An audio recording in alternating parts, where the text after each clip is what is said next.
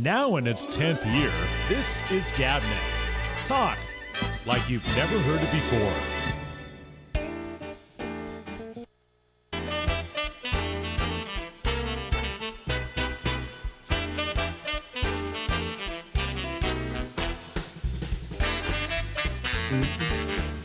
I don't know what's happening. I don't get the sound though.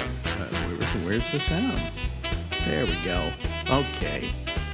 Live from Harlem in New York. I should have checked this all out before we went on. Okay. All right. Okay. God, you're wearing the same thing you were wearing last week, Lori Thompson. Well, it was, but I found out that's because I came in contact with an article that says people wash denim or blue jean jackets way too much. If you want to keep them looking brand new, what you do is turn them inside out. You wash them on cold water. You turn them then after the wash cycle right side out, and you hang dry them on a line. Okay. And that will keep them dark and fresh and new. Yeah, but part of the thing you like about denim is kind of that worn look that it gets. Yeah, I mean, I have denim. I'm like Phil Spector with his hair pieces. He used to have different hair pieces so that people, during a week, he would change the hair pieces so it looked like his hair was growing. Right, and then he would have the one where he goes back because he got a haircut. That was the best thing about Phil Spector. Yeah. That was the least lethal version of Phil Spector. Now, did he finally die in prison? Yes. Yes, I thought he did.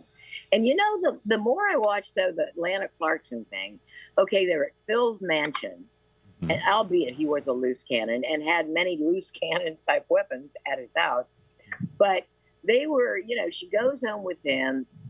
Chances are he had some mind expanding chemicals. And I'm wondering if they just didn't get hammered and misuse a handgun. But, there are some stories about that he didn't really shoot her. Yeah, I wondered, or if it was that she actually had the gun on her and he took it away from her and it went off. Yeah, that is so murky. And the only people that know what happened are dead. So. But what's sad about it is that this is a guy. I mean, he was a weird guy. Okay, there's no questioning that. Yeah. But he really created some great music in this country. Oh my gosh, he did. Invented that wall of sound. Yeah, but I mean, just his stuff was terrific. His stuff was incredible. He was one of the greats of the times, And to see that happen to him is kind of, pathetic and sad. It is pathetic. You know what else? I felt bad for her. Speaking of sad, I mean, here she is. She probably went out to Hollywood with dreams of making it as an actress, a celebutante, and instead she's, working the door at the Hard Rock Cafe or something. Yeah. And and we just in that instance, you saw failures on a multiple level, or dreams that were dashed on several tiers. But he did keep a lot of guns around his house. He was really into guns. Yeah. Why do they give gun licenses to people who are known to be crazy? It's just you're asking the major question. Yeah. I mean, and I'm not. I don't know how I feel about gun control. I think that owning a gun is. See, we own a gun. My husband owns a gun. And he was in charge, the big kahuna at a gun club, but they shoot for target, and they do it for target. I understand that. It's for sport, not for game, but for sport. Yeah, and so that's how I became exposed to some guns. But he sold most of them, and I don't think I'd ever get a carry permit. I probably could because I'm a woman with no record. Yeah. But why would I want to carry a gun? What? I mean, to me, if you can't talk yourself out of the situation, you should have been sharper. We had another. We're recording this several weeks earlier than you're seeing it, but they had another shooting today in Georgia at a school. At this point, they say 2 kids were killed. You know, when are we going to stop with the guns already? You know, when are we Yeah. going to just, hey, you know, it's a right that only Americans kind of hold dear to their being, you know, and Yeah. and a cold piece of metal doesn't deserve that kind of ritualization. Okay. Yeah, yeah. And also, is I wonder. I try to trace a lot of things back to geography because when we settled this country, it was wild, it was wilderness, and guns were a necessity to feed your family. So that might have, But not only to feed your family, but to protect you from the animals themselves. yeah. You know. So Yeah. it's had its place at the time. But As we've matured as a society and become a lot more industrial, we don't have to shoot our own food unless you're Ted well, Nugent. how many mountain lions have gone through your property recently? We get bears. We Bears? get bears Really? in Florida. What's with that? What kind I of did- bears? Like big brown ones. Yeah. Big brown ones. Yeah. That come into your yard and go through your trash Are can. they dangerous? I wouldn't want to taunt one, throw rocks at him. It's not like I'm going to You know, I pelt mean- him with Skittles. I mean, there's some bears that are just absolutely like the grizzlies. They're dangerous. They're very dangerous. Do you know what the Yeah. most dangerous animal in the world is? Deer. No. No. No. Bambi is not dangerous. What is dangerous? Polar bears. Oh, we don't have those. Too warm for them. Yeah, no, you wouldn't have polar bears, but they are supposedly, I mean, they look gorgeous and wonderful, you know, and isn't that cute? Look at little cub, you know. They are the most vicious bear animals on the planet. I've been Yeah, so told. they look cute in Christmas specials, but Yes. not really. Right. Yeah. Right. Right. And so, yeah, we just have brown bears, and there are lots of sightings on next door. Oh, really? Yeah. And so I'm like, I'm going to just, what they say, if you stand like with a tree, if you position yourself in front of a tree, in their eyesight, that you just become one with the tree. So they don't see you, they see the tree. Oh, Get it? okay. Yeah. I don't know. I've never tried it. They I got don't know. lousy eyesight, is what they've got. Yeah. Yeah. I'm not looking for a damn tree to hide behind. I am taking off. You are taking off. Yeah. That's right. So, Leaving anyway. a bear in my wake. Yeah. So we were talking the last time about Phil Spector. The last time we Yeah. were talking, Yeah. and I was watching a documentary the other night on Chuck Berry. Yes, that was an interesting Did you watch it? interesting man. Oh. I didn't see the documentary, but Here's an interesting fact for you. How many times do you think Chuck Berry was married? 3, Nope. none, Nope. 8, Once. once. Just for 67 years. Really? Oh my God! And well, you would that's- never suspect that of Chuck Berry. No. Oh, I thought you meant Chuck Barris. No, I meant Chuck Berry. Up in the morning and out to school. Yeah. Because I'm picturing Chuck Barris. Were you really thinking Chuck Barris? Chuck Barris playing Maybelline. Yeah, Or watching right. a duck walking across the stage. So not the creator of the Gong Show. This is Chuck Berry, guitarist from St. Louis. Yes, right. Right. Right. Yeah, well, you know those Midwestern boys, they kind of He hang on to married one. for life. He had 4 kids, you know, and was very close to all of them. that's neat. And this is not what you would have thought out of Chuck Berry. You know. No. I mean, he You- got you- arrested once for taking a woman across state lines for immoral purposes. Yeah, that what do they call that? The Mann Act. The Mann Act, but he claims that wasn't what he was doing at all. That he was No. that he had a woman that he met who he wanted to bring to Chicago to work for him, Yes. and they were just driving. And of course, Yeah. he was a black guy. She was a white woman. Ta-da! Right. 2 years in prison. It was just trumped up, and it was very trumped up. Yeah. And after that, all of his musical consorts said he was a changed person. He went in an interesting guy, kind of a cool guy, and he came out so bitter. And I thought, He man, was that's bitter. the- Yeah, the documentary says he was bitter about it. I would be too. You know, if a trumped up charge ended me in prison, and I think the violation of my dignity is what I would hate the Then most. he went to jail again a few years later for tax evasion. Yeah, that gets a lot of people when they want you on something else. Well, They get you on- here's what happened. Chuck Berry, I knew this about Chuck Berry. I had heard he took the money and put it in his back pocket. But every time he'd play a gig, he wanted the money in $100 bills in a paper bag.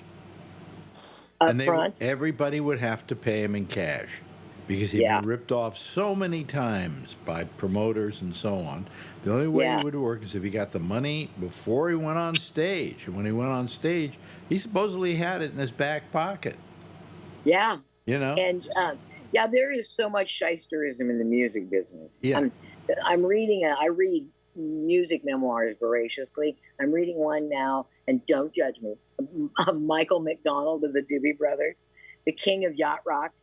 But How long is that biography? 3 pages? What? No, he's been played with so many people, and like not just the Doobie Brothers, but Bonnie Raitt. Who else?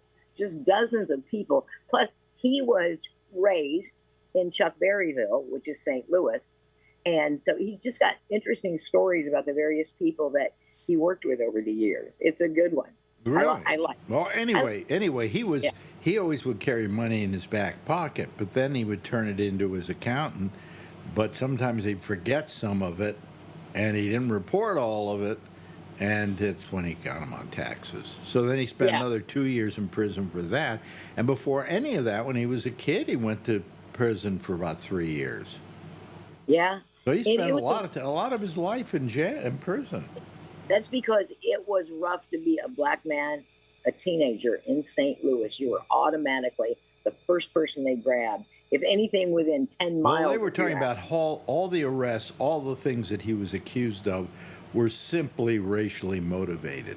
Oh, yeah. You know. I mean, when you read about them, it's just like, how could this happen? But he said any other guy would be driving in a car with a woman, wouldn't be stopped and thrown in jail for 2 years. You know. Nice going on their honeymoon. Yeah. Oh, white guy, okay, just passing through. You know? I know. And who was it? D. Allen Moss, who was a comedian. He wasn't a big comedian, but we had him on the show. The Alan Moss? Yeah. Yeah, and he said it's because prejudice is visual. And I thought that was absolutely right. When you're looking at a Caucasian, they could speak French, they could speak German. You don't know their nationality, hence you don't have any preconceived notions until they speak. And you realize they're not American. Not American. Yeah. But yeah, Chuck Berry, it's a sad story, but no, he had a right to be bitter, I think. Yeah. But I mean, he was very careful about that, and he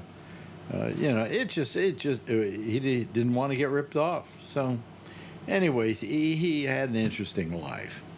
Yeah, I read every music bio and memoir I come across, just because. First of all, it's one person's unique perspective of how they interacted in this life, in this culture. Mm-hmm. That I'm a sucker for, because you learn something new. Whatever, like the horrible mistakes they make, I don't have to make, because I saw. I don't want to mention this, but I'm looking at behind you. It looks like you're in the middle of a hurricane. Does it really? No, but look at the leaves in back of you, the trees in back of you. Yeah. Do you think I could switch, or I'll? No. It's very interesting, but one of these days we'll be talking. A tornado will hit while you're sitting there. And I was like, I'm not leaving this chair. But it's a tornado if you hear the music. Dun, da, da, da, da, da, da, da, da, da. Yeah, and we can see Twister 2 for some pointers. So many unanswered questions in Twister 1. Yeah.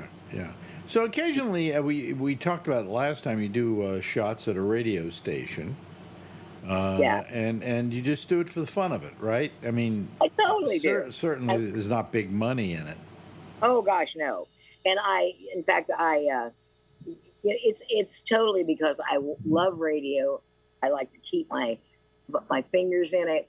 It's every time you work for a different station, you learn something new. It keeps me up to date on equipment too, because you've been in radio as long as we have, doing the show, the content of the show, what people hear on the radio is not as like, you don't get nervous about that because you've done it all your life. But the buttons to push, that or where this track goes or loading this log, that changes from every system you work on. Yeah. And so, yeah. So I usually call for an engineer when I get back. Just I wave a white flag and an engineer comes and helps me. Well, I usually always have myself taken care of by an engineer. Yeah. I can run a board, and when I work in a studio, I know what board, I know everything the board does. I always teach myself everything that board does so that I know it, so that I can say, well, that's wrong, and that's wrong, and that's wrong, and that's wrong. Right, and that's the one thing that will keep you from sounding like an idiot. If you know you can contain the mayhem. Exactly. But so even though I had engineers, I would say after I left Minneapolis and went to Chicago, from then on I never was a board op. Well, they called it combo, didn't they? Yeah, combo. Or did they? Combo. Yeah, I am all for board ops because I'm not a techno person. I can hold my own, but there were too many things about. Like when it comes to loading this log, and there are like 10 logs to choose from. I'm like, well, I always love what I had in Chicago. I think I've told this story before, but I'll tell it again because at my age I get to tell stories over and over and over again. They're called encores. Best ofs. Yeah. Yeah, best ofs. I was working in Chicago. It's a long story. When you walked into a studio in Chicago, you had two people besides yourself. Mm-hmm. You had an engineer, and you had a record player. Someone that would be in charge of the records? Yes. Okay. So I would have an engineer behind the glass in front of me, and to the right of me, I would have a guy on a kind of a stand, kind of a platform, with two turntables.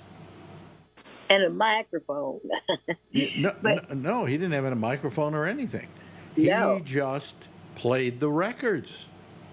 That would be perfect. Now that was nowhere else did I ever run into that ever again or before that.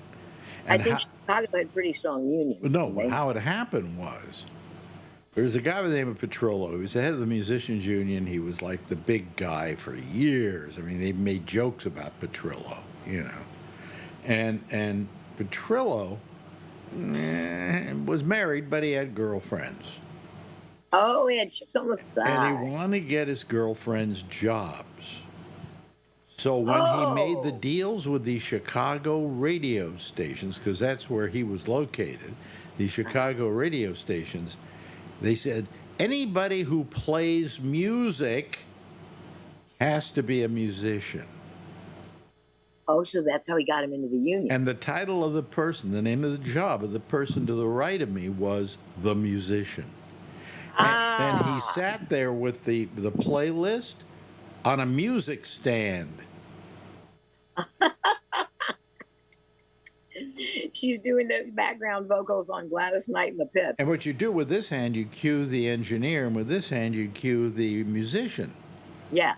And one time I accidentally scratched my nose and went like that, and he started playing the record. So, you had to be very careful. It helped to be an air traffic controller. But that was the only place in the country where you had that situation. Yeah, Chicago's a unique market. Yeah. Yeah. When I went to New York, I had an engineer. He played the records and everything, and I just sat there and was my witty self. That's it. Yeah. What you did with a plum. Yeah. Yeah, I thought about trying to work in Chicago because it's 2.5 hours from my family home. I could see my parents and Yeah. my sister, who didn't hate me then. Right. And yeah, but it's cold, Ben. I don't do cold. More and more, my decisions were The based on. coldest I have ever been, I worked in the Wrigley building, which was had to walk across the bridge. Yeah. Whoa. To the Wrigley building from the, they don't call them subways there, the L's. The L, which I took all the way from River Forest where I was living. But I would go in, I would get off. It's the dead middle of winter.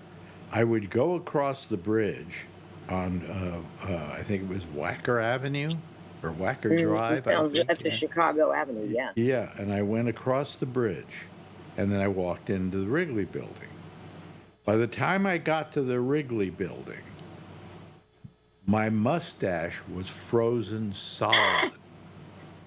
From, the steam from my mouth and everything, was frozen solid. Yeah. And I would walk into the Wrigley building, and it would then start melting. And I had this, like, snot and everything running down my lip. Oh, it was horrible. Just horrible. Fu Manchu was in snot. Yeah, but that was the coldest I think I've ever been in my life. Similar to me, Chicago. Lisa Carr and I met in Chicago for her birthday. Yeah. Not this past year, but a few years ago. And we went to the Oprah show, which was very fun. She got tickets for that. And then we went out to celebrate because she wanted lobster on her 50th birthday. And we went, I think, I want to say Morton's or one of those big Chicago established restaurants. And we had to walk a ways down Michigan Avenue. It was the coldest I think I had ever been, where your nose does that freezy thing, your sinus. Yeah. Terrible. But anyway, that was the coldest I ever was. Yeah, same here. And no, the coldest I ever was, we were in Vienna, and we took a tour of what was supposedly a concentration now camp. she's bragging about her travels. Go ahead. That's right. Yeah, but yes. Yeah, but it's a faction. It's a lesson brag because they have these supposedly concentration camps that they give you, and they charge you like $300 for this excursion. And what it is the fancied up version of the concentration camps. So Austria has gone in and put up memorials where the concentration camps were. And I'm sure that they've swept the floor a few times on the actual buildings that were in the concentration camp. So you didn't see anything. It was too nice. It was kind of like a concentration camp for the elite. Yes, exactly. And you didn't get a bit of the experience. You did see the furnace, but it was like, and there's a closet over there, That's where they took their laundry. Wow. It was the whole human torture element was so played down as to almost not exist. This was near Vienna? Yeah, it wasn't far. Do you know my father used to tell me about Vienna. Did he like it? It was a very musical town. Oh, we went to see a Strauss concert. Right, but I mean, a lot of great musicians there and so on. Anybody who wanted to play music lived in Vienna. They always talk about Viennese music. There was, on their telephones, there was a number you could call, and you would get the A note. So you could tune your instrument. That's hilarious. That's great. Yeah. Practicality. Yeah. I don't know how my father knew that, but, But it was, to see the house where the Blue Danube was constructed, composed, and to have it performed, it was magical for me. I mean, because I'd always imagined that era. I think I was born in the wrong era. I was born in the 40s. There's some other time before this. Yeah, but it was. Yeah, I just I always wonder what life was like before I was born. Always very curious about that. Me too. Like especially the flapper era in the 20s. And I know what people are thinking. In my case, I must be thinking about dinosaurs, right? No, I'm not. They walk the But earth. I have lived a long life now. I look back on it and I'm thinking, God, I was born in 1939. That was the year Gone with the Wind came out and The Wizard of Oz. Yeah. And I think Citizen Kane was released, I think, the following year.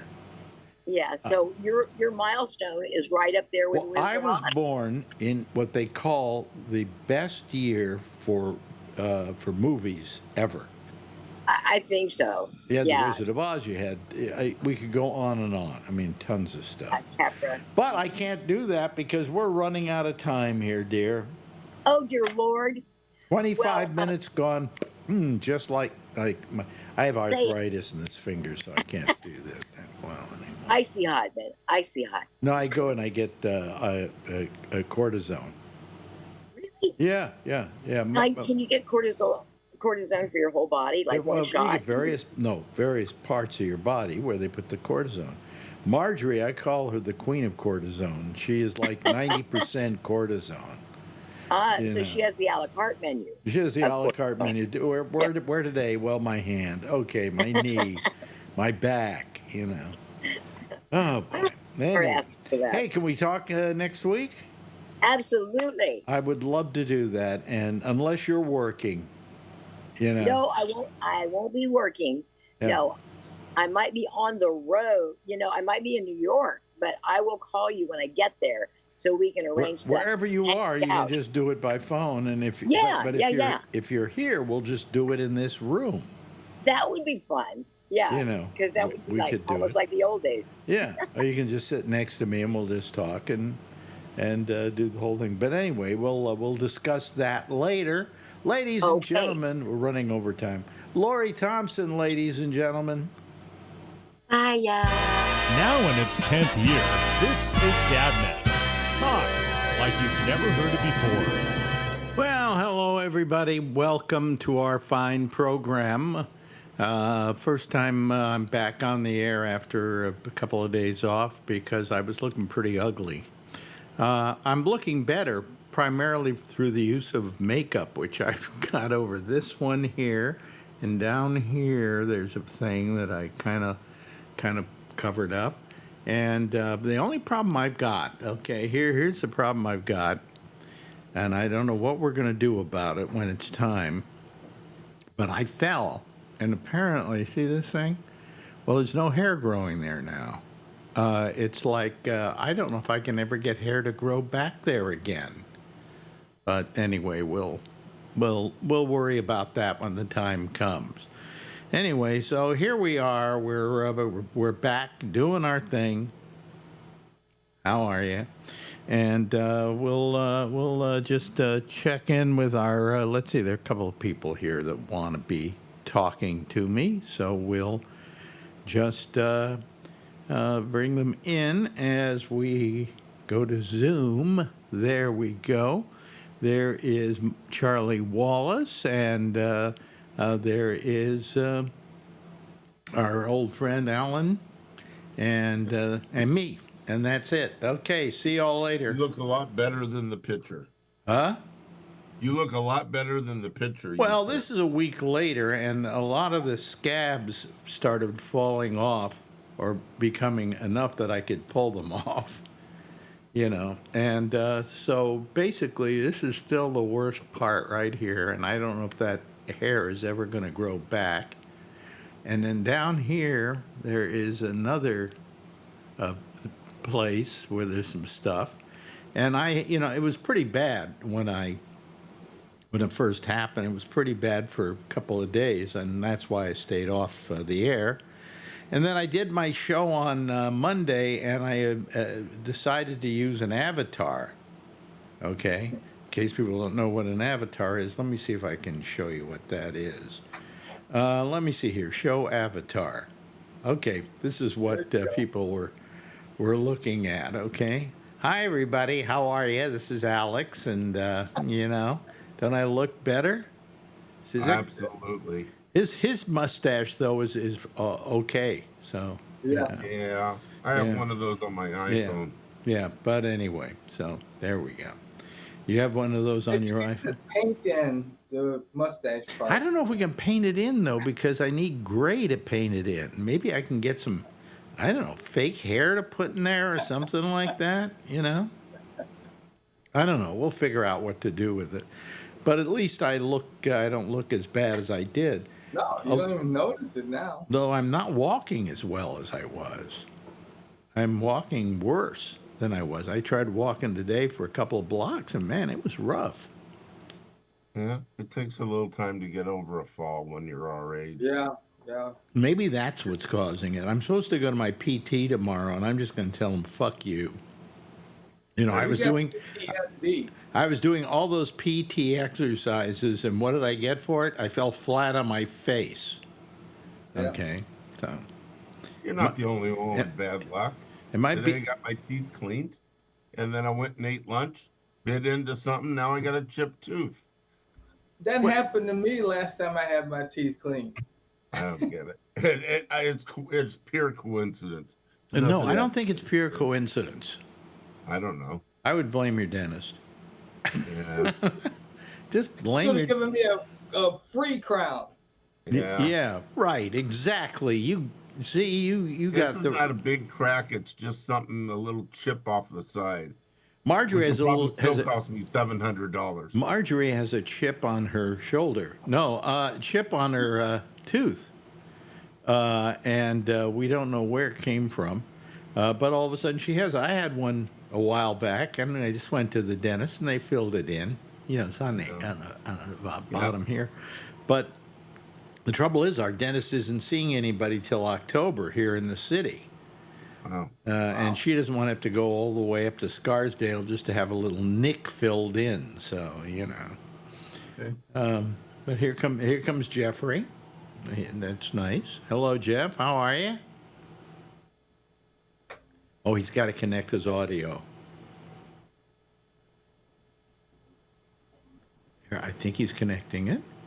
It says connecting to audio. Yes. And it says connecting to audio, and it says connecting to audio. Well, anyway, oops. Let me see here. Let me admit Tom Yamaguchi. While Jeff, can you hear me? Jeff, can you hear me? Jeff? Well, apparently not. Apparently not. Hello, Tom Yamaguchi. How are you? I hope you're doing better. I am doing, I guess, better. I'm not better so far as my walking and stuff like that is concerned, but I'm healing up here, as you can see. Yeah. You know.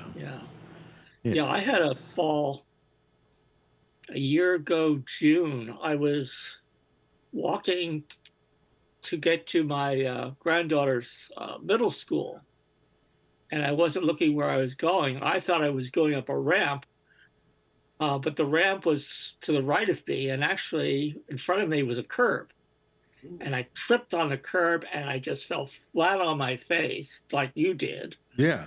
And my glasses went flying, but in the process they ripped across my forehead, and I had a gash above my eye that required 8 stitches. No. So I was taken to this is in the city of Alameda. I was taken to the emergency room. Wow.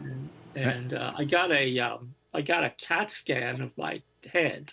Yeah. And it turned out to be okay. But somebody said to me, you should go get a CAT scan to make sure your head's okay. And I haven't had any headaches, and I haven't had any of the blurred vision or anything else. So I think I don't need that, you know. But you know, did I tell you that I hit my head?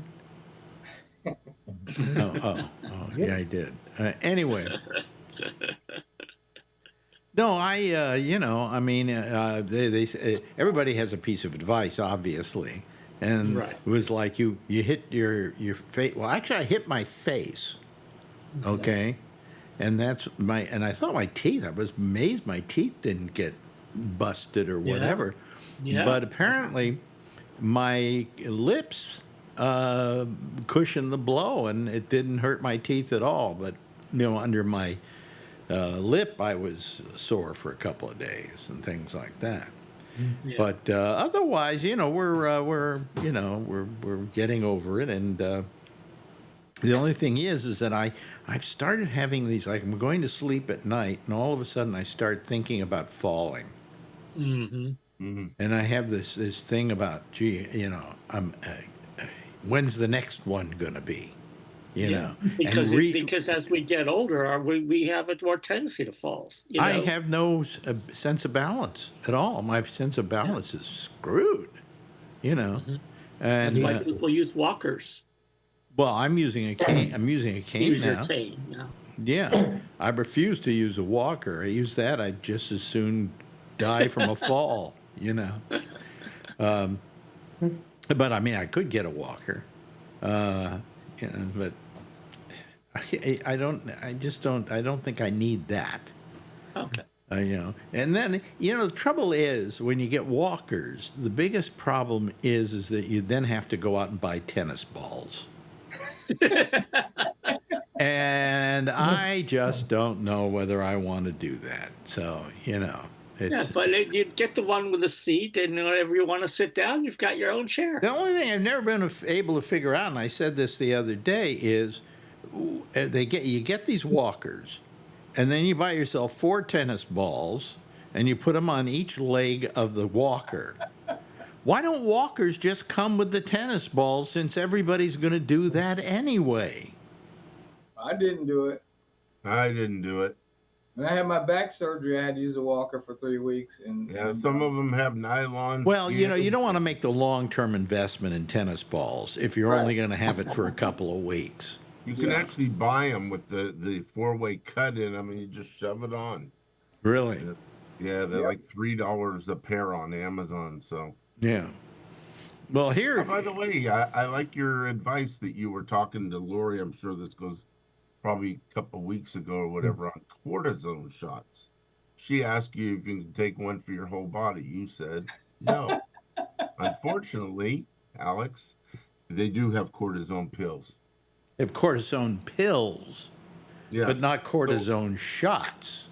No, but you can get a pill that works on your whole body. So if I have arthritis in this hand and I take the cortisone pills, it will clear it up? Yeah. Then why does my doctor want to give me a shot? You're much safer with a shot because it's local versus systemic. Yeah.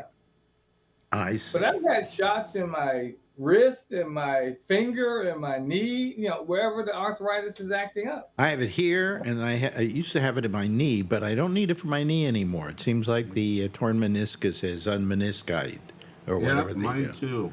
Yeah. So, but I still have a problem. Wait a minute, I hit, but Brian Neary hasn't joined yet. He's just trying to join. Okay. Because Brian, Wi-Fi takes a while to kick in. Brian was on with us last night because we did a little quick show with a couple of people, Kevin and Josh, and Brian called, and we just to talk about the debate that happened. Did you hear about the debate, by the way? Anybody hear about it? Yeah. Posting that because I did get to watch that today. Did you? Yeah. What did you think? I love it. I love to hear, especially Josh, when he starts talking about politics. Oh, you listened to that show? I thought you meant you listened to the debate today. Oh, yeah. All kinds of replays of the debate. Yeah. Yeah. Jon Stewart just had me rolling on the floor. Yeah. His take on debate. Yeah. No, he was very funny, and it just, however, I was watching, the recaps today on like MSNBC and CNN, and I got awfully tired of that clip about the dogs and cats being eaten. While it is hilarious, after about the 84th time, it gets a little long in the tooth. I bet it drives Trump crazy. Huh? Yeah, I didn't. It's going to. I didn't know Alf was a Haitian immigrant. Yes, he used to eat cats. Right. So I've never seen Phil Meyer say anything negative about Donald Trump. I said, "What'd you think of the debate? Not his finest moment, or something like that." Oh, whoa, really? And he says the dog and cat thing was really bad for him, and I said, "Yep."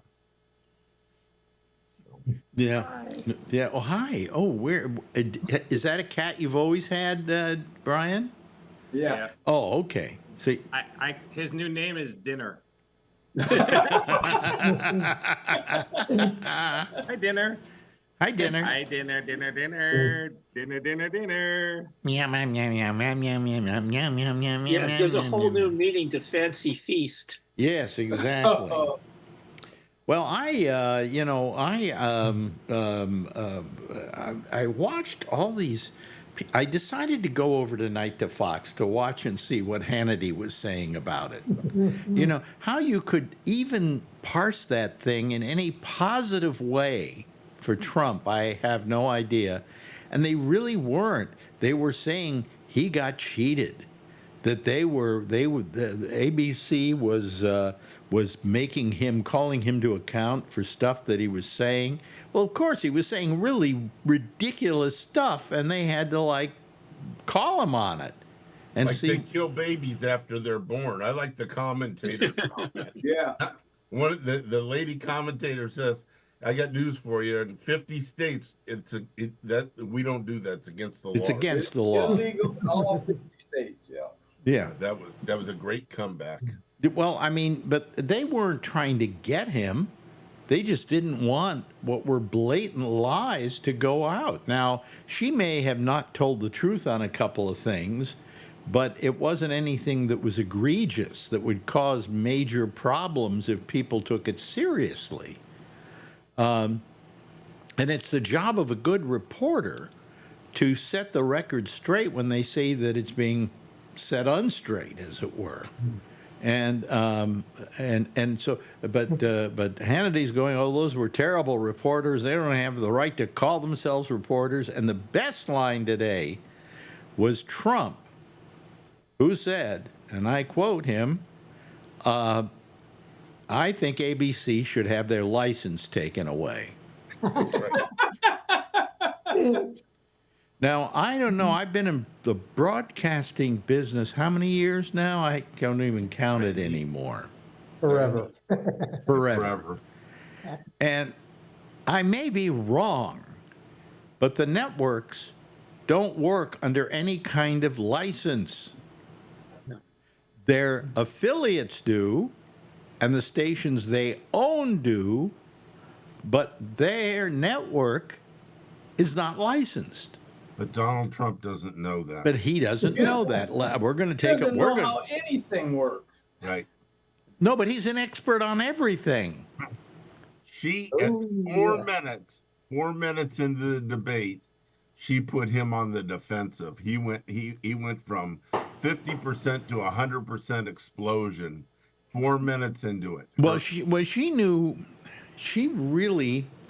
You saw what a good prosecutor she was. You know? How would she treated him like a suspect? Well, her prosecutorial skills were in evidence last night. Yep. You know, and she knew how to pull. She ran him like he was a marionette. You know, and she had the strings. It was amazing. It was just amazing when she hit him with that. And you have people walking out on you at your rallies. Yeah. Rather than keep quiet, as he has been told to do by his handlers, he just had to answer that one. "Oh no, I've got," and you don't. Nobody goes to your rallies. Well, I don't know if he's seen any of the tapes, but there are quite a few people there, you know. And by the way, I don't see them walking out. But I mean, it was just an amazing thing, and quite frankly, I think last night Donald Trump lost the presidency. Mm-hmm. You know, I mean, I'm not going to be confident with that, and neither should anybody else. But I mean, think about it for a moment. I mean, what did he do last night that was going to put him in the White House, made him look president? He didn't even look presidential. He looked worn and tired. He looked like a little kid. Hmm? That's why he said. But That's why he says he doesn't need to have another debate because he won. He won the debate, so why would he have another one? You know, it's like a boxer. When the boxer wins, it's always the loser that says they want another debate. it won another match. Yeah. Yeah. Right. But anyway, I'm starting to feel not too well. I'll tell you why. Today we went out and we got our flu shot. Excuse me, we didn't just get our flu shot. We also got the COVID shot. Well, wait a minute. We didn't only just get the COVID shot. We got the RSV shot. Wow. He said, where do you want me to stick it? I said, well, put one in this arm, put one in this arm, and put the other one in my forehead. He said, and this is all going to hurt a little tomorrow. Well, it's starting to hurt right now, you know, and I'm feeling a little like I have a cold or some kind of flu-ish feeling, you know. So. I never get 2 vaccines at one time personally, you know, because that's usually when I feel like shit for 2 or 3 days. So. Well, I don't care, you know.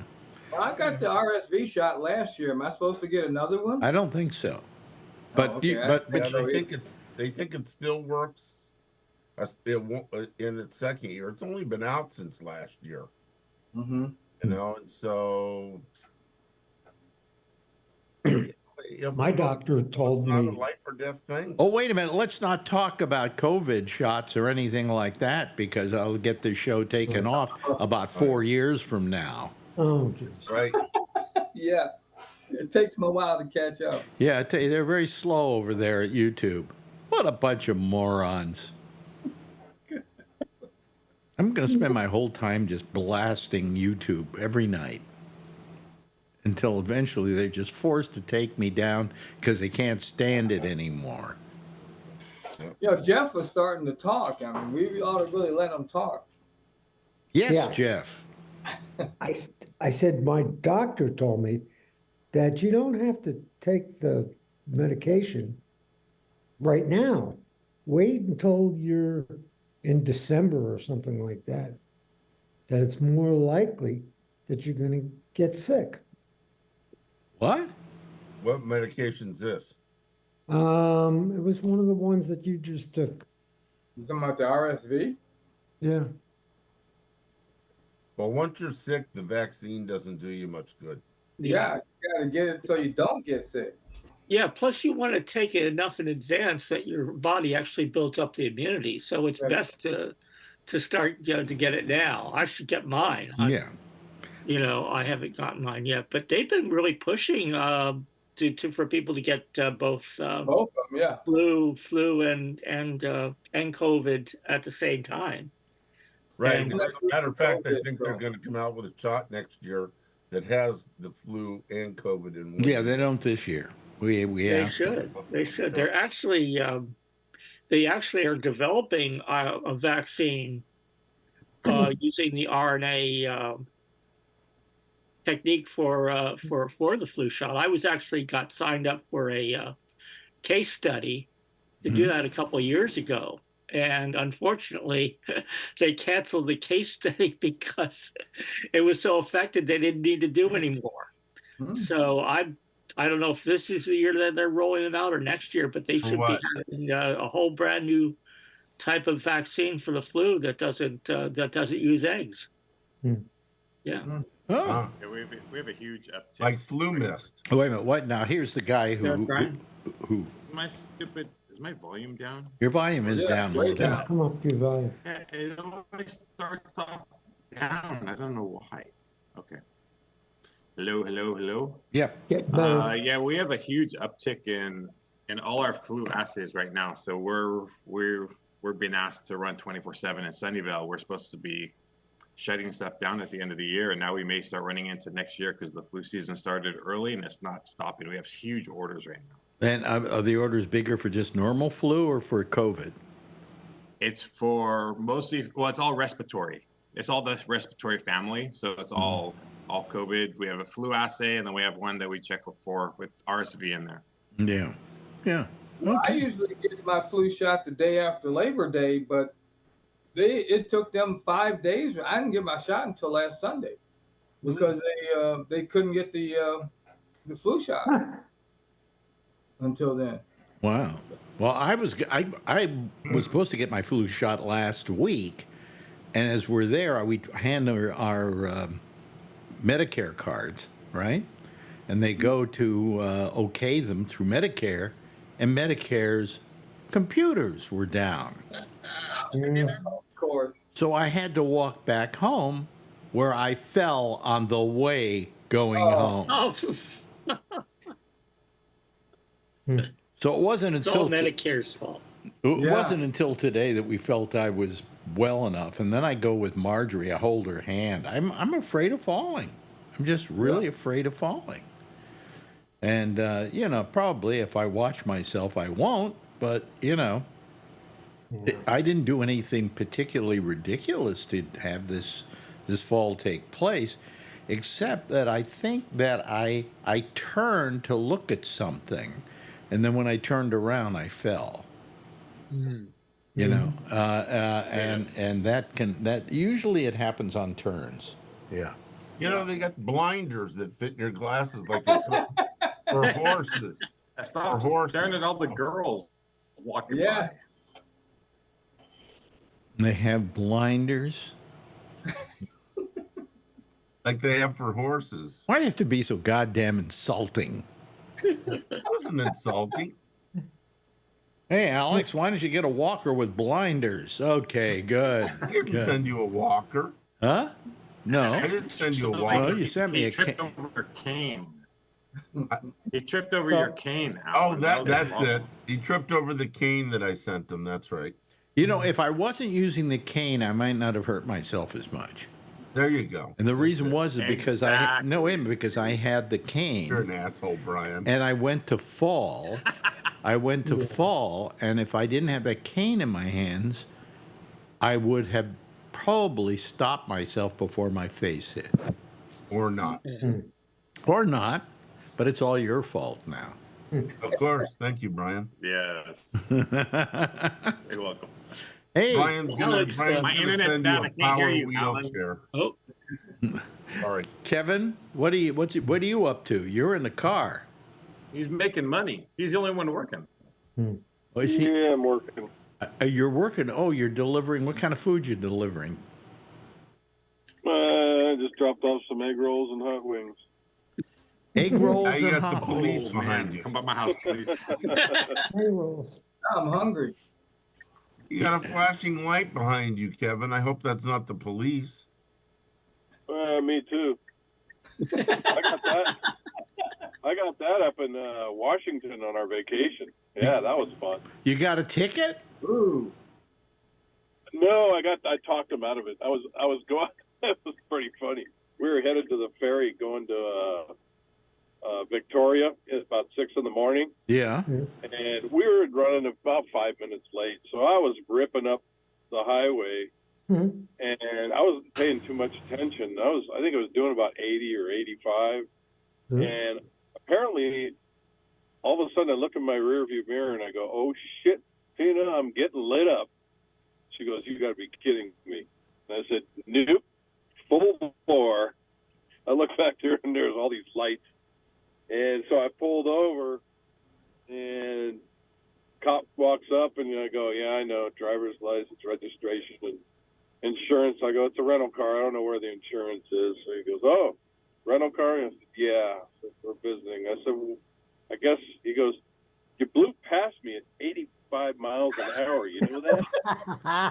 You know, and you know, as soon as you lit me up, I realized I was going a little fast. I didn't realize I was going that fast. And then he goes, "I kind of figured that much because people don't usually go by me at that fast." And I said, I have no story. I said, I was just, this is a rental car. I don't know how fast I was going. I apologize. Do what you got to do. I'm sorry. And so I handed him his stuff, and he goes back, and he comes back, and he goes, okay. He goes, I see you're a visitor. I'm from Port Townsend. You're not, this is not my jurisdiction. You're in Port Angeles. So I'm going to give you a little bit of a break here, but we like to keep things safe here. I go, dude, I was a 41-year truck driver of hazardous materials. I said, I usually don't drive like that. I was about 5 minutes late, but I'll set the cruise at 55 and you won't see me do it again. He goes, have a nice day, drive safely. And I went, thank you. Did you have to swear you would vote for Trump? What's that? I said, did you have to swear you would vote for Trump? Did you have to swear you would? Oh, no, nothing like that. Not in Washington. The guy was perfectly nice. I was driving down Highway 1 late at night coming back from Gualala. Mm-hmm. Everybody knows where Gualala is. Yeah. And but I had a girlfriend who lived up there. And I was coming back, and all of a sudden the red lights, you know, and I'm going, crap. You know, I mean, hell, you're driving down this road. There's nobody on it. You forget to look at how fast you're going. It's a curvy road, but, you know, I was doing okay. Anyway, cop stops me, says, you know what you were doing? I said, no, but I imagine it wasn't something good. And he said, no, you were speeding. He said you were about 10 miles over the speed limit. And I went, oh, okay, all right. And then he looks at me, and I hand him my, you know, my stuff, and he looks at me and he goes, you're Alex Bennett. I said, yeah. He said, yeah, I love your show. You're terrific. I listen to it every morning. I said, well, thank you so very much. And all I'm thinking is, give me the goddamn ticket so I can get out of here and go home, right? He says, just drive carefully. And he didn't give me a ticket because of who I was. It was the only time in my life I got that kind of pass for something I'd done. Go. And I went. See, I've never gotten a ticket. I've never gotten a ticket in all the years I was commercial driving or anything. I never got a ticket for speeding. Never got a ticket for turning the wrong way. Nothing. But, you know, even in my regular driving. That seems almost impossible to think of, because with driving as many miles as you've driven. Yeah. Millions of miles. Yes, you would think. Yeah. You know, I mean, like I got a ticket. I got a ticket coming back across the United States from California, from New York, in Wyoming, in what was essentially a speed trap. Okay, because the guy told me, he said, I just caught you. You know, this is a speed trap. We get everybody right here. You know, and I said, well, what do I do? And they said, well, you can just mail the ticket in and pay it off. Huh? Just mail in the money. That's just mail in the money. And they said, that's how we survive here. We're nothing, a little town, and, you know, this is how we make our money. And I went, well, congratulations, you know. But I figured I was lucky because I had driven both ways. And then I finally get a ticket when I'm almost home, like in Wyoming. And I figured that was pretty good odds. So when you say you went an entire career driving a truck and never getting a ticket, that's amazing. Yeah, I got fix-it tickets for the truck, but that's not speeding or moving violations. No. That's just, you know, equipment violations. But and it was funny because when we got up into Victoria in British Columbia, the first thing I did was check the parking, you know, because I have a disabled placard from California, and I was using that. And I got up there, and first thing I did was parked in a handicapped spot, and I pulled down because they got the guys walking around with the ticket books or the ticket things, you know, to write the tickets out all over Victoria. And I walked up to him. I go, okay, I'm out of the country. What are the rules? He goes, okay, if you park in this area, you can park for 1 hour in handicapped spots. But if you park in this handicapped spot, you have to go pay, and you have to pay for 2 hours. So he said, grab all of these kind of parking spots you can and get your freebies for an hour. Otherwise, you get in these kind of spots, you have to go get a permit for 2 hours. You've got me confused. Okay, gotcha. You got me totally it was kind of confused. confusing because they were bigger spots, and they had the hash marks for vans and stuff like that. So you had to pay for those. Oh, okay. So yeah, they're not very friendly for ADA up there. You have to pay. So I went around, and I'm bouncing around these other places. Well, we went to Chinatown in Victoria, and they were filming a Hallmark movie up there. So it was all. Well, I would have gotten Christmas out of town crap as fast going on. as possible. It was so stupid. And, there's Christmas trees and fake snow and the camera crews and everything else. Well, we found a spot right. Wait a right minute, beyond Hallmark doing a Christmas show? Yeah, in August. In August. And so I got a spot just beyond the set, and it was a perfect spot. And I said, okay, we got an hour to walk around Chinatown and get the hell out of here. So we walked around, and I literally timed this thing to like 57 minutes. And we got back, and there's a ticket on my car. And I'm going, what the hell? I said, I'm early. So I started snapping pictures to get, the time frame on my pictures and stuff. And then I'm walking around, right? I'm walking around looking for the guy with the ticket thing, right? Because I know he's walking around. And everybody that's got an orange vest. So I start going, you got the ticket thing? Are you the ticket guy? And it's a set guy, and he's going, no, I'm fighting with those guys all the time, or it's a microphone guy or a camera guy or something, and he's going, I'm just nailing all these guys with vests. No, I'm chasing them all over. So I told my wife, I said, you know what, I'm not taking this ticket. Fuck this, Mm-hmm. So I looked on the back of the ticket and it said, just go to the city of Victoria and pay it. And I said, I'm going to the city of Victoria, and I'm going to fight it. So I turned around, I went around the block, I found the city of Victoria, I left my wife and kid in the car, and I said, don't let anybody give me a ticket here. And I went inside, and I went to them, and I said, I'm not paying the ticket because I was 57 minutes, and it was an hour parking spot. And she goes, and right then and there, she could pull up that ticket on her computer, and it was less than 20 minutes after they wrote it, maybe a half hour. And she could pull that ticket up on the computer, and they take pictures. And my placard was hanging in the window, but you could barely see it. She goes, well, maybe they didn't see that. So, and I go, and I got a timestamp on my picture here that says 57 minutes and blah, blah, blah. I was fighting it right then and there. And she goes, you're a visitor? And I said, yeah. And she goes, all right, we'll let you slide on this. She writes visitor across the ticket, and I walked out. She goes, you should go to Bouchard Gardens and see the flowers. I said, that's where we're heading next. Yeah. Thank you. How's the parking there? Yeah, right. I was going to ask how the Chinese food was. Yeah. I didn't eat no Chinese food. We didn't have time. Oh, oops. But yeah, it was pretty funny because I was 2 times, within a day, I guess. No, it was the next day, I guess. It was the next day I got that one. But 2 times, and I never get tickets. But that's funny. I got away with both of them. Yeah, I never get tickets either. Yeah. Anyway, the last ticket I got, it was 20. I forgot to ask. I forgot to ask Tom. You watched the debate last night, right? I actually didn't. You didn't? I haven't watched it yet. I actually had a study group that was from 6 to 7:30.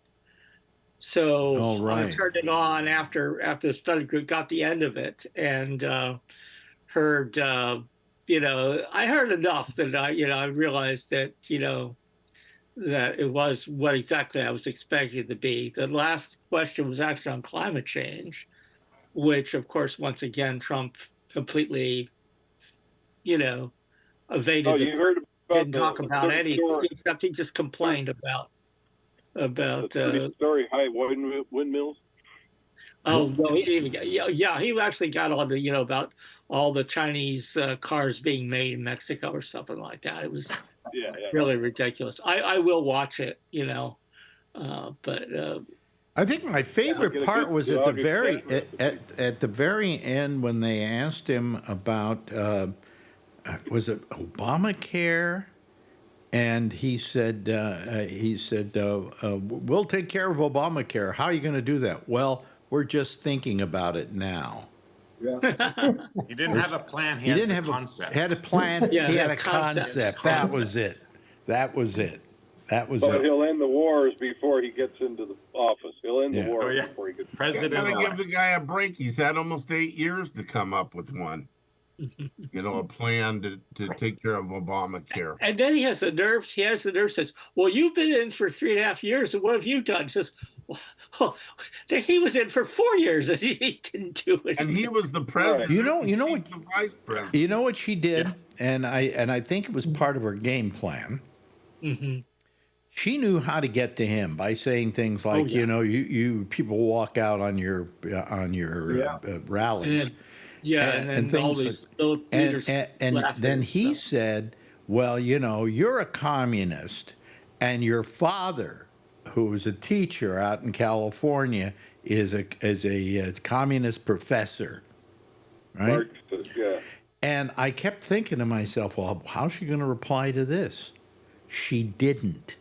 No. She didn't, because that wasn't the game plan, because then she'd be playing his game. That's right. Okay. And the other thing that she never said anything about is when he implied that she was anti-Semitic, the easiest answer to that would be what? How could I be anti-Semitic? I married a Jew. Yeah. Yeah. But she didn't do that because she knew if she did that sort of thing, it would be like Trump trying to answer that kind of charge. And that she would rather save it for just driving him crazy. And that's what she But did. he also said that he didn't say that there were good people on both sides in Charlottesville, and he did. No, Yeah. He said he didn't. He said, "Oh, I didn't say that." There's a movie coming out about Roy Cohn and Donald Trump. And it's a very important part of his life because he became what could we call it? The apprentice to Roy Cohn. And Roy Cohn taught him, you never admit to a mistake. You never admit to doing anything wrong. You just completely deny. Yeah. And is you this never- the film they called The Apprentice? Is the title of the film The Apprentice? It's called The Apprentice, yeah. But it's actually not about the show. It's about his relationship to Roy Cohn. Okay. Yeah. Because Well, Trump has been trying to prevent it from getting released in this country, and it was shown at Cannes. Is that because he believes in freedom of speech? Is that the reason why? Okay. Yeah. But they've been trying to prevent it from being shown in the country, but it is going to be released before the election. It has a distributor and everything, and it's coming out. I think there's another documentary on Roy Cohn and Trump, isn't there? Earlier one. Not that I know of, but I wouldn't be surprised if there was one. I believe there is because I watched it and I can't remember what it's called, but it goes back into early Roy Cohn and Trump back in the day when he was when his dad was around. The most evil human being that I have ever met in my entire career was Roy Cohn. It's amazing what he taught him. Yeah. You see everything that Donald Trump does today has come from him. Well, I was on a show here in New York. Barry Farber was the host. He's long gone. And it was me, and it was Roy Cohn. And at one point, I think I said to him, how do you feel about putting the Rosenbergs in the electric chair? And he looked at me. There were these shark eyes. They were these round little. Yeah. I can't even describe it. I once said to somebody, I honestly believe that I guess I will never meet the devil, but if I did, it would look something like the eyes I was looking into in Roy Cohn. Okay. Didn't Farber run for governor? Can I finish the story? Sorry.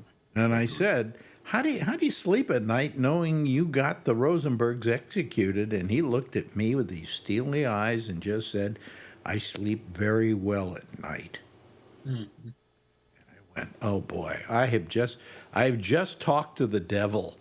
You know, I mean, I've never met such a evil persona than Roy Cohn. Just amazing. I cherish the moment, by the way. You know? Didn't Farber run for governor or mayor of New York? I mean, he may have. I don't know. Oh, okay. You I know, think that's true.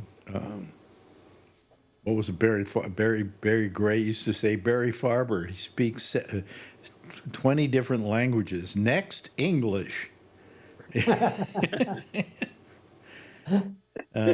Unless you're from New York, you don't know who Barry Farber was. Yeah. Yeah. Well, I do. But Hmm? I do, but Yeah. being a New Yorker Yeah. at one time. Did he run for mayor or governor? You just asked that question. No, but Jeff said something. I don't know if he was referring to Barry Farber. I don't know. Did he run for something? I think he did. Okay, good Man, enough. this is a long time ago. I know Move on. whatever he ran for, he lost. Yeah. Yeah. Yeah, and then they gave him your spot on the radio. No. No? No, I was already gone by then. Anyway, Oh. you know, which job was I gone from?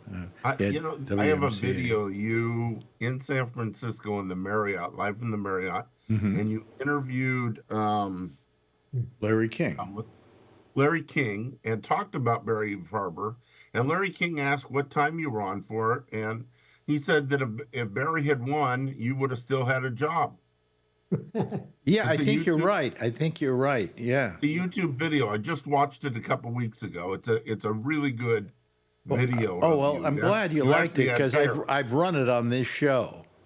Oh no, In fact, I just found it have by Googling I have you. the disc sitting right over here. Okay, yeah, but yeah. So it was your interview, 1991, I believe. Maybe, I don't know. I'd have to look at the date on the CD. You know.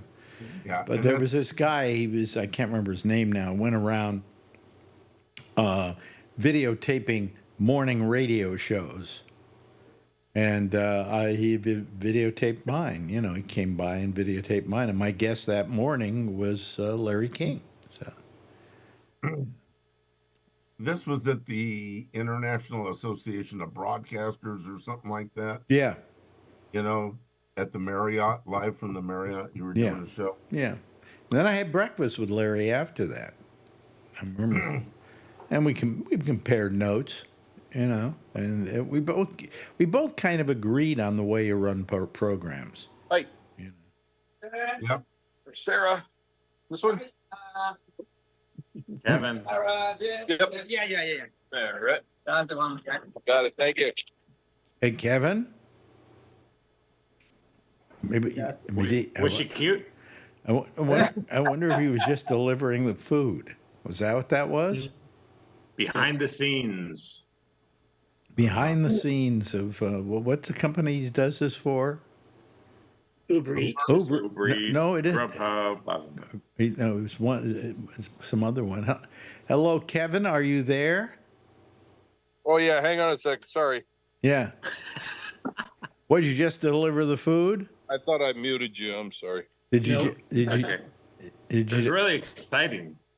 Yeah. Not really. Did you just deliver the food? No, I just picked up some Kentucky Fried Trump. It's probably raw in the middle. Ooh. Oh, That's really? somewhat familiar. Yeah, yeah. But anyway, so Across town somewhere. so you didn't you've kind of watched part of it, right? Tom. Yeah, I've heard the clips throughout the day that people have been playing. Yeah, yeah. I do intend to watch the whole thing. You know, when I guess when all of us went into start watching it, we kind of had our trepidation, like, are we going to be disappointed again? Yeah. Because, you know, we were really, I think, we were really mourning what happened to Joe Biden.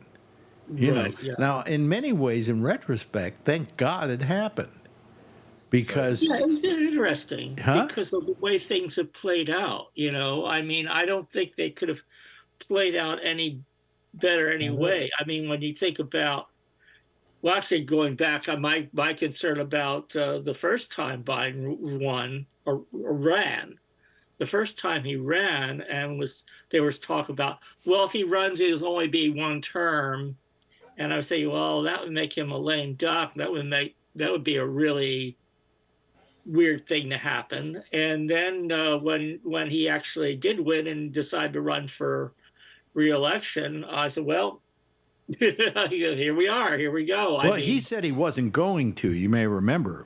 That's 4 years well, ago. it wasn't. I don't think he really said that officially, but I think that was something that came out that he was talking about. Oh, he running for one term when he ran the first time. Listen, his approval rating right now is over 50%, Yeah. and all he had to do was quit. Yeah. You know, I mean, but the thing was that it was you know, it was an amazing thing that went on there, and as fate would have it, see, I didn't know what to think of Kamala. Okay. It just, you know, you kind of go, well, you know. So there's an old joke that goes, oh, there was this woman and she had 2 sons, and one became a sailor and went to sea, and the other became vice president of the United States, and she never heard from either of them again. You know, Yeah. I mean, vice presidents are kind of disposable. In this case, I didn't know what to think of her, because it really, she did her job behind the, you know, the veil of the presidency. And when she decided to run, I didn't know what to think. And the minute I heard her speak and give a speech, I went, this is good, you know? She seems a lot more serious about it too. Before, you know, all the clips they show there, she's laughing and using, you know. I think the So thing I talking like different. most about her is I see her engaging with people, and it's genuine.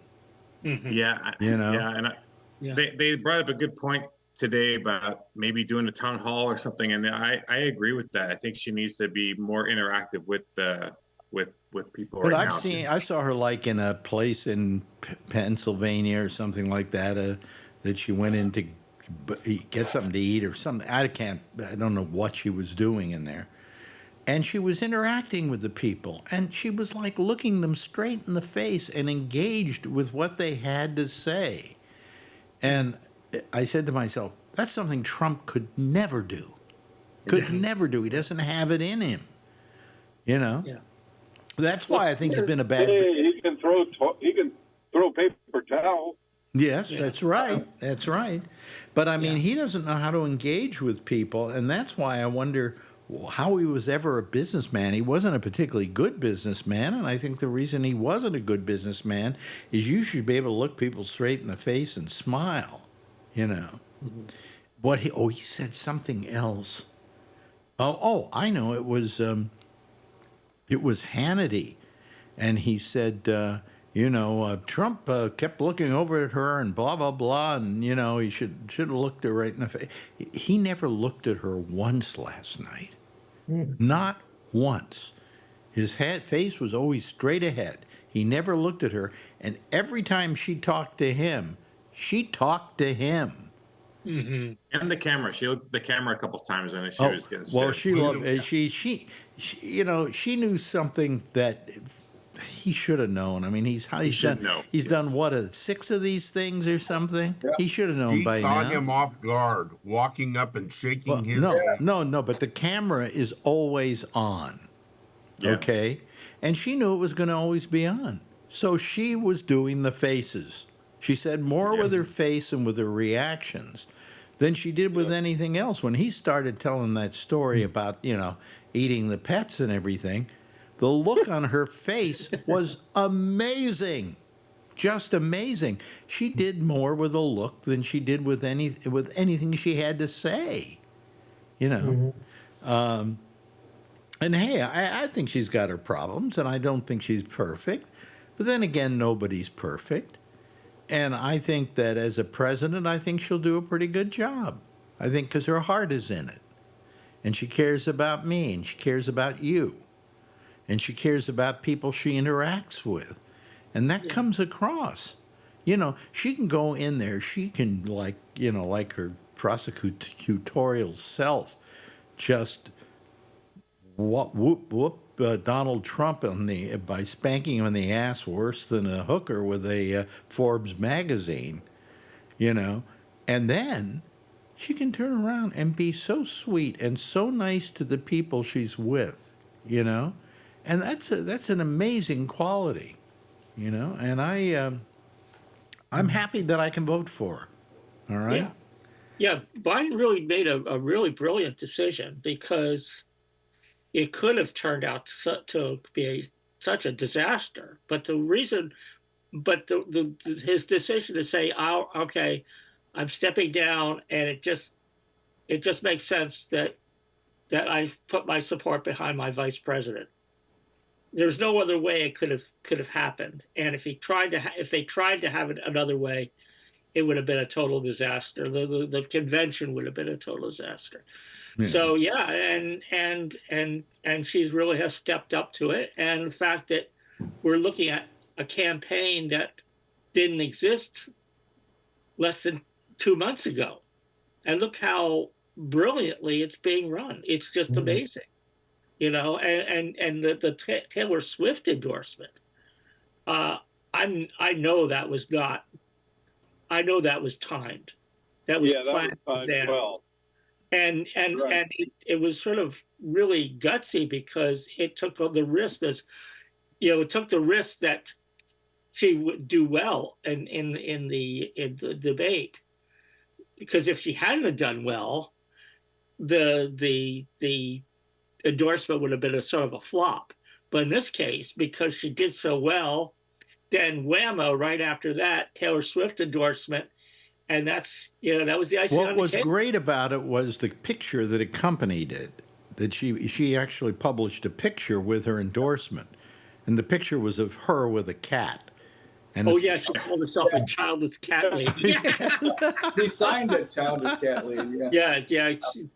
I to be honest with you, I hate to think that the endorsement of Taylor Swift is a very important thing, because we shouldn't really be so simple that we go with these kind of endorsements by movie stars and record people and so on. But it is a very important endorsement, because there's that younger crowd out there, especially women, who maybe still weren't thinking about going out and voting, but then Taylor Swift is for, and we're off to the races. Yeah. So there was new registration. Yeah. 300,000. Yeah, 300,000. Yeah, and this comes right after the Cheney's endorsement too. Yeah. So it's a building. I like it's a building effect. I like what Jon Stewart said about. I like what Jon Stewart said about that whole thing. You know, he said, "Yeah, thanks a lot." You know,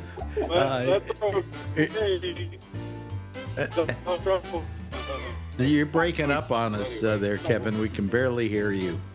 But anyway,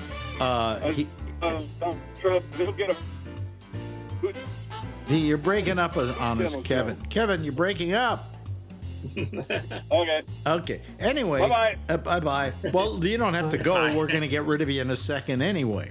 The other line Jon Stewart had was about Alan Dershowitz saying he was leaving the Democratic Party.